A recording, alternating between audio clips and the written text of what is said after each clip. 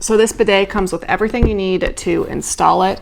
The nice thing about this one is it does have the heated seat, but you need to be aware that if you are getting this one with the heated seat, it does come with a cord. This is the length of the cord, so you will need an outlet by your toilet that is only about an arm's reach away to be able to plug this in. If we open this up, you can see, so it's the full toilet seat. The bidet part comes out right here. You've got controls along the side over here to turn it on and off, to turn the spray on and off.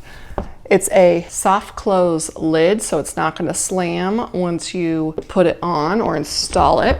Now it comes with a remote, so the remote is going to turn on all the different functionalities of the seat warmer. There's a child wash, a night light, air temperature, seat temperature, water temperature, nozzle cleaning, all of those functionalities are on there. It comes with a little mount that you can either affix to your wall with the stickers, or you can screw them in with these holes here that you then can rest your remote in next to your toilet. So very nice and convenient. Comes with all of the hardware that you would need to install it, along with the hose so that the water can get to the bidet.